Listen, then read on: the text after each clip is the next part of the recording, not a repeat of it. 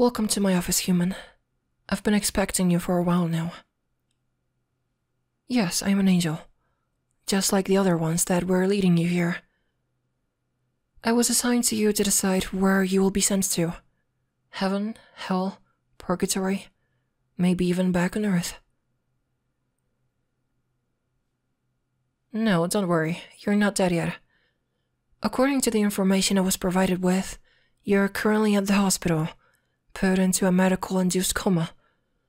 You got into a small accident, you had a surgery, and now the medics are just making sure everything heals, and that you won't get any trauma.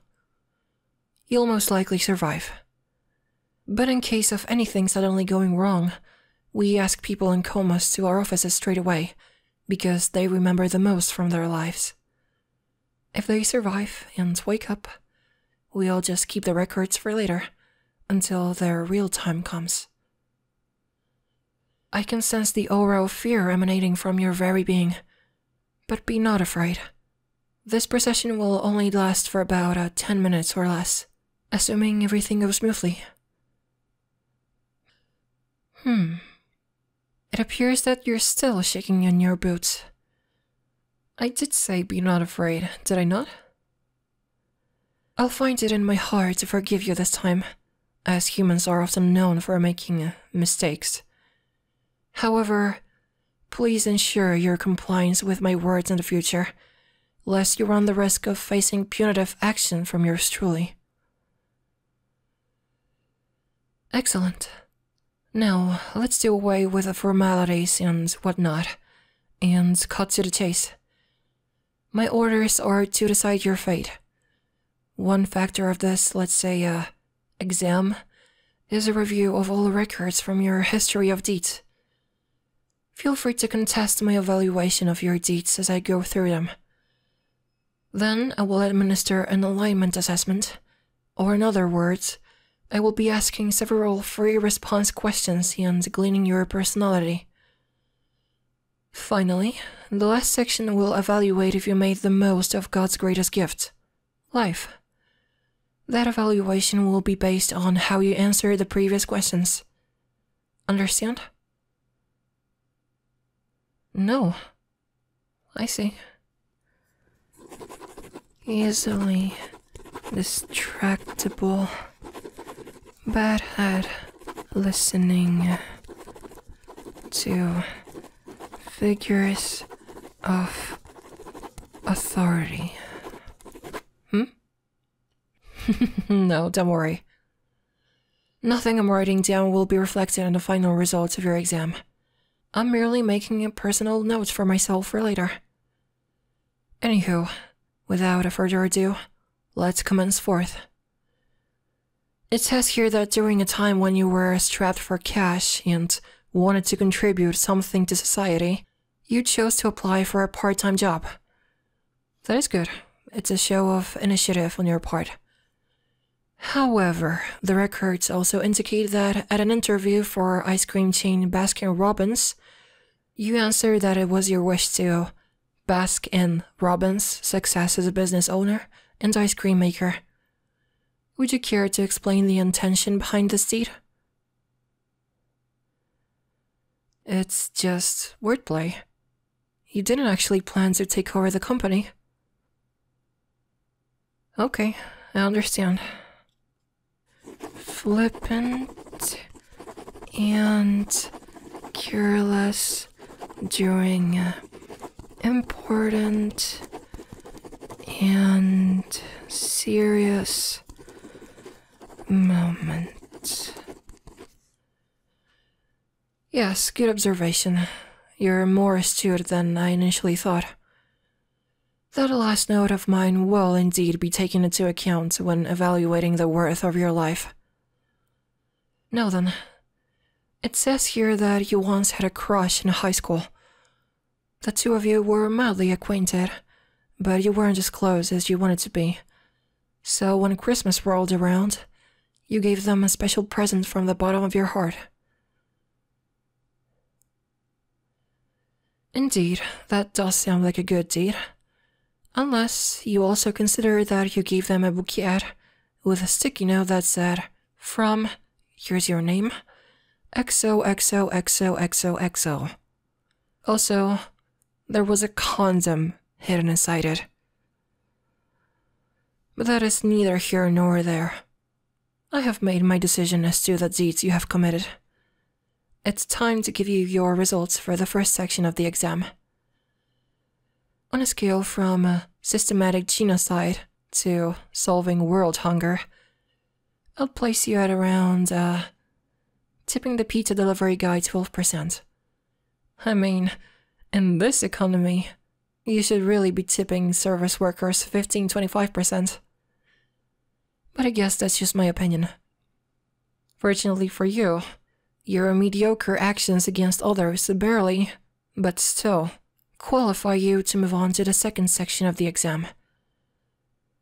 I will give you 3 hypotheticals. Please respond how you would react in each one, using only 1 sentence. Answer adequately, and you will qualify for the third section. Understand? Alright then, let's begin. Question 1. You and a friend are both eating ice cream together on a sunny day. However, you accidentally knock your friend's ice cream cone out of their hands. It falls onto the dirt and melts. You look at your friend and notice their smile quickly turns into a frown. What would you do first?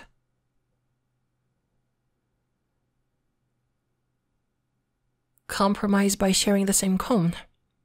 I suppose that's technically not a bad answer, although one could argue licking someone else's spit is pretty disgusting. Personally, I would have just bought them another ice cream cone, but I'll accept it. Moving on. Question 2. What color is a red crayon? Yes, human. That is an actual question. It's in the official alignment proctoring handbook. It's not like I made the questions easier because I'm doubting your intelligence, or because I want you to pass no matter what.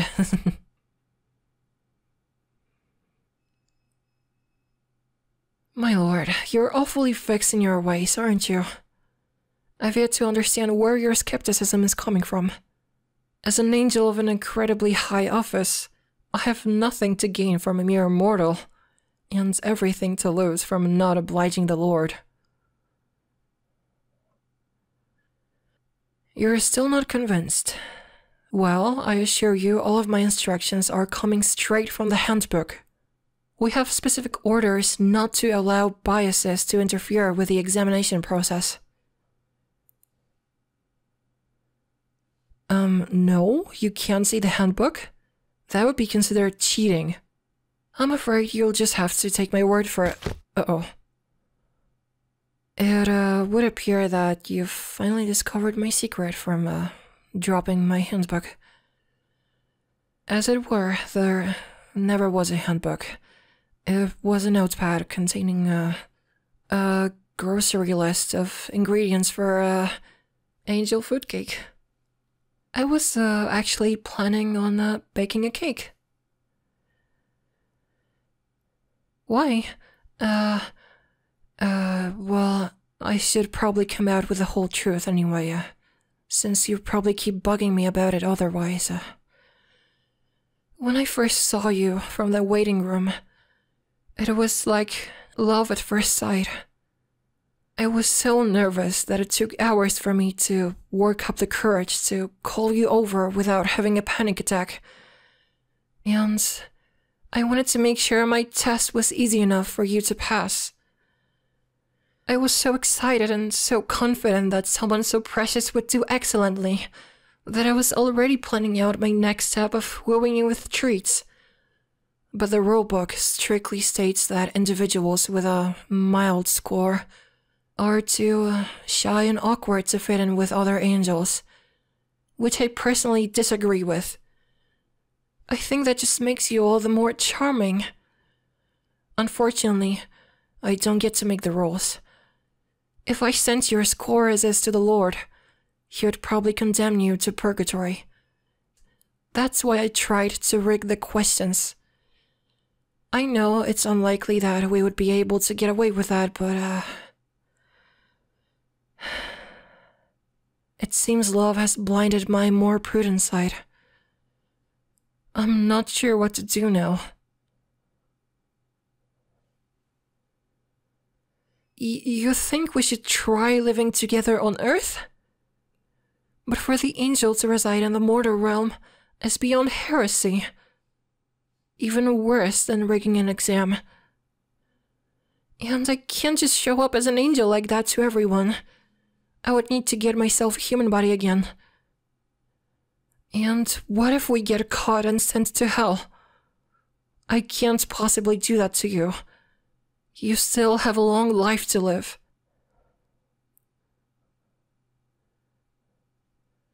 It would be worth it as long as I'm with you. You really know how to tug on angels' heartstrings, don't you? Well, if you're in, then I'm in too. It looks like someone else is gonna have to fill in those results. Let's go. Hold on to my hands as we descend.